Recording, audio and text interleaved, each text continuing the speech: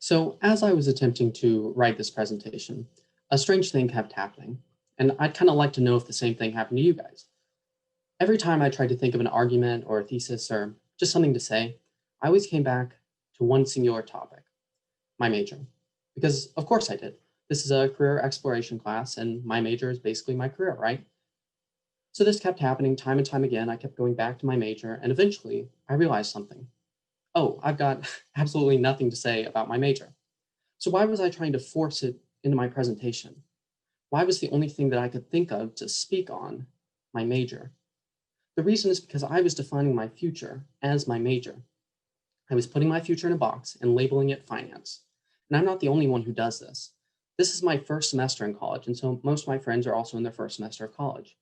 None of them, not a single one, has taken any classes specific to their major, and yet about 75% already want to change their majors. That doesn't really make sense. They obviously haven't even had the chance to actually judge what their major is like, and yet they feel comfortable changing it.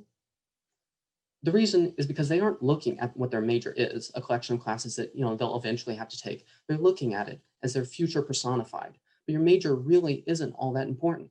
During the semester, I attended one of those executive speaker events where high-level executives speak to students about their experiences. The speaker, and the one that I went to, was Nicole Mustard, the co-founder of Credit Karma, which I'm not sure if any of you guys have heard of that, but it's a pretty successful app. She helped to create one of the most successful financial businesses of all time. She's a multimillionaire many times over, and her major was zoology. And she doesn't talk about how her major made it like, oh, so much harder to do what she wanted to do. Instead, she talks about how her major allowed her to view things differently. Rather than looking at a business in the cold and calculating way that an accountant might, she sees it as a living organism. She sees how each part interacts and relies on each other to form a larger whole.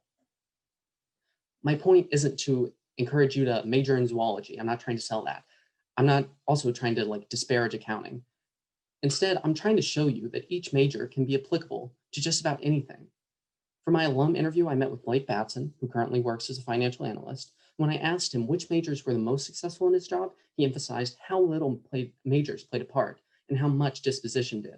He said the most successful people weren't the ones who majored in finance, but instead those that could adapt to the complex demands of a job. And no major will fully prepare you for a job.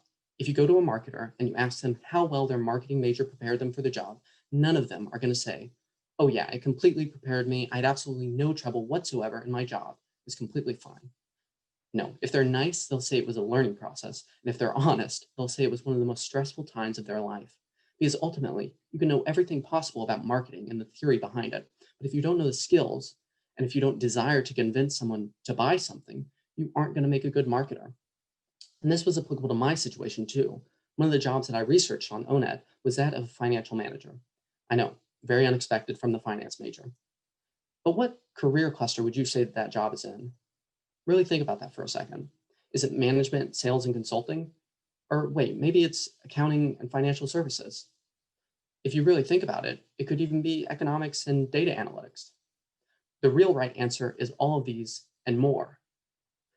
A psychologist could make a good financial manager if they really had the passion to apply their skills to finance.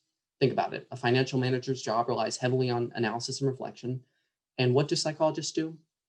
They analyze and they reflect. They just direct it somewhere else. So really, if any major can work for any career, and the importance lies more in our skills and our passions rather than those classes that we take, why do we still obsess over our majors? Why is that framed as the most important decision that we'll ever make?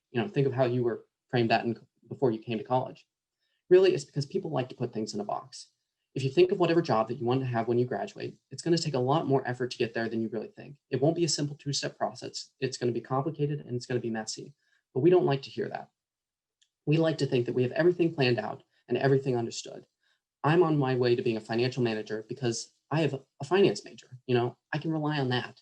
I don't really have to worry about the small stuff because I've got my major and that'll sort of guide me. But your major is not going to do the work for you.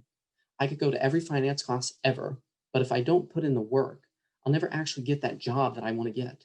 If I don't learn skills outside of pure finance, I'll never actually be successful at that job either. You have to broaden your horizons. So don't put yourself in a box. Don't limit your possibilities like that. You've got so many directions that you can go in.